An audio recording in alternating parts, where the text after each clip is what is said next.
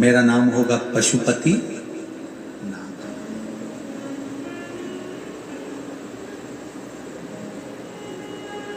मेरा नाम पशुपति नाथ होगा। आज के लोग पशुपति नाथ के व्रत को भी लोगों ने आडंबर बना दिया।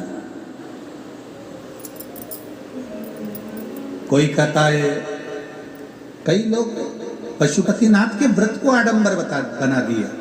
किताब पढ़ना पड़ेगी, बाजार में किताब मिलने लगी कि पशुपति की किताब पढ़ो, कहानी पढ़ो, किस्सा पढ़ो। ना ना ना, पशुपति व्रत का नियम है। पहला व्रत उठाइए, सोमवार का दिन हो, 5 सोमवार का व्रत रहता है ये। पहला व्रत जिस भी सोमवार को तुम उठाओ, बाबा के भरोसे पर उठाना। उससे विनती कर कर पूजा की थाली लगाओ, अभिषेक का सामान रखो, मंदिर में जाकर पूजा अर्चना करो, अर्चना पूजा करके बाबा से प्रार्थना करो, आज मेरा पहला पशुपति व्रत है, आप संभाल। पहले व्रत के दिन बाबा से जब शुरू करो व्रत को, पहला सुबह की जब पूजन करो तो बाबा से कहना, आज पहला व्रत है, मैंने इस कार्य के लिए ये व्रत किया है, तो संभाल।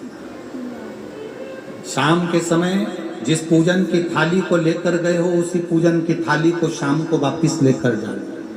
उसमें 6 दिए प्रसाद मीठे का जो घर में बनाओ, बाजार का मिठाई नहीं। घर में तुम हलवा बनाओ, चाहे तुम खीर बनाओ, चाहे तुम मीठा भात बनाओ, चाहे तुम मीठे चावल बनाओ, कुछ भी बनाओ, पर घर में बना। प्रसाद को 3 हिस्से कर कर मंदिर लेकर मत जाना, प्रसाद को एक ही पात्र में लेकर जाना। मंदिर में जाके 6 दिए को जमीन पर रख दो, बाबा की पूजन अर्चना, पहले 6 दिए में से 5 दिए जला लो, बाबा की पूजा अर्चना कर लो।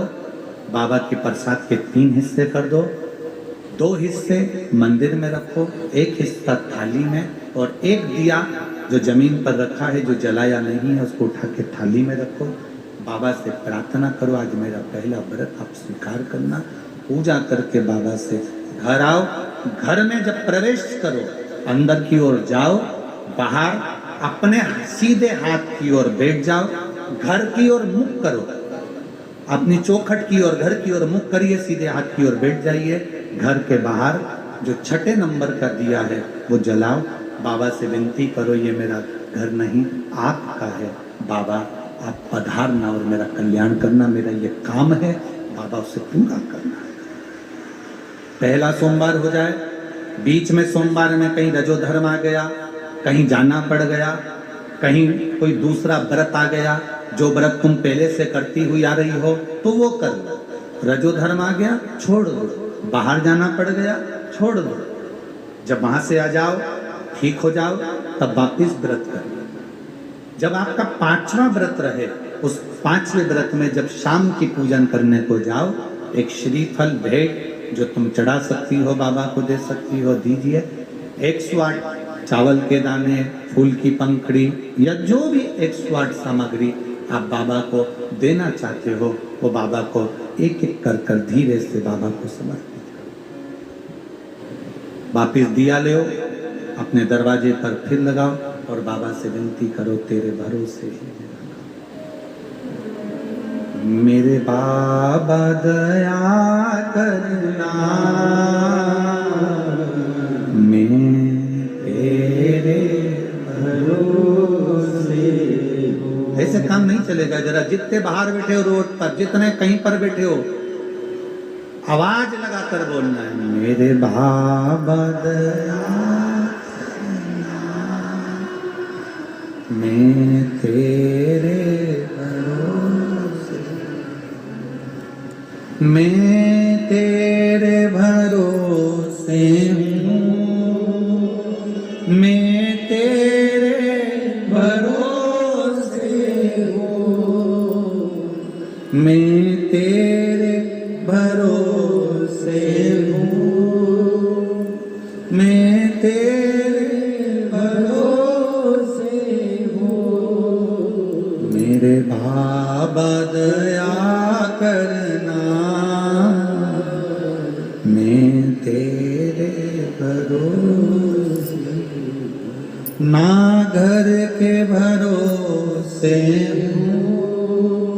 ना परिवार के भरोसे हो, ना घर के भरोसे हो, ना परिवार के भरोसे हो। भोले बाबा दया करना,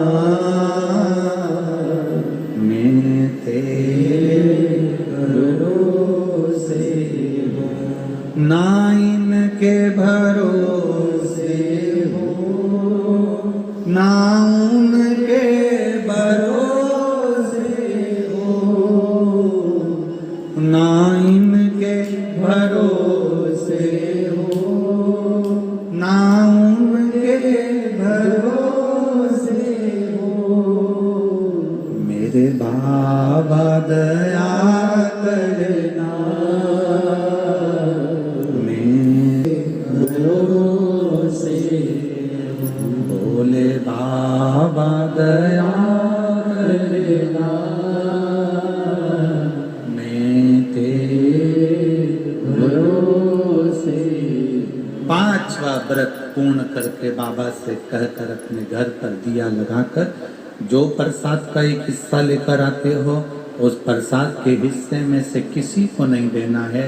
भोजन करने के पहले वो हिस्सा प्रसाद का आपको खाना, वो किसी को प्रदान नहीं करना। कढ़ैया में जो तुमने प्रसाद बनाया है, वो प्रसाद में से घर में छोड़ना नहीं, पूरा लेकर जाओ। ये नहीं कि मैं बच्चों के लिए थोड़ा छोड़ देती हूँ और बचा हुआ आधा ले जाती हूँ, ना, उतना ही बनाना जितना बाबा के दरवाजे पर लेकर जाना। क्यों? कढ़ैया में से आधा छोड़कर आधा लेकर जाते हो तो प्रसाद का हिस्सा तो वही हो जाता है, इसलिए बाबा उसे स्वीकार नहीं करते।